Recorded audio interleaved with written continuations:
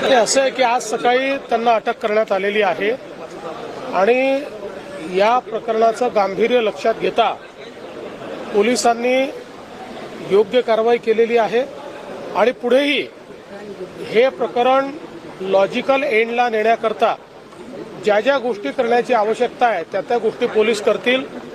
अशा प्रकारे प्रताडित करून आत्महत्या करायला मजबूर करणं या गोष्टी सहन केल्या जाणार नाहीत। त्यामुळे त्याच्यावर जे काही कडक कारवाई करता येईल कायद्याने ती सगळी कारवाई केली जाईल। आरोपींवर मोकोका लावा अशा पद्धतीची कसपटी कुटुंबियांची मागणी आहे, तुम्हाला भेट घेणार आहे।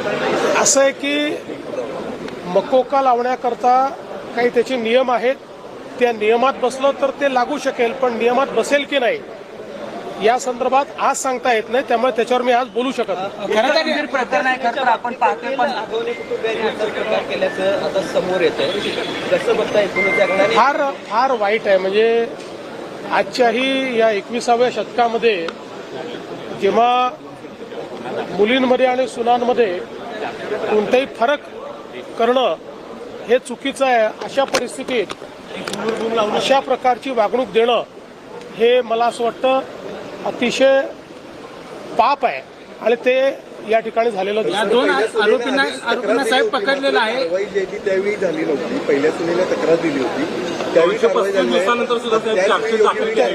त्याची त्याची आता माझ्याकडे माहिती नाही आणि कल्पनाही नाही। साहेब या सगळ्या अजितदादा भाषण करत असताना लोकांना सांगत होते मी त्या कार्यक्रमाला उपस्थित राहिलो, त्यात माझा काही दोष असं म्हणत असताना ते स्वतः हास्य विनोदामध्ये रंगले।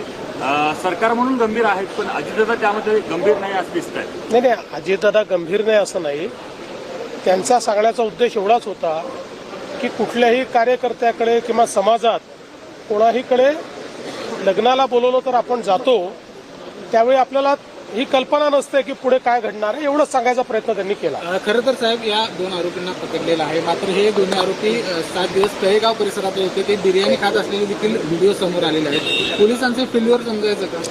मला असं वाटतं की पोलिसांनी त्यांना पकडलेलं आहे, पोलिसांनी उचित कारवाई केलेली आहे, पुढेही पोलीस उचित कारवाईच करतील। आता याला खूप फाटे फोडणं हे अतिशय चुकीचं आहे। साहेब राज्यामध्ये अवकाळी पावसाळा खूप थैमान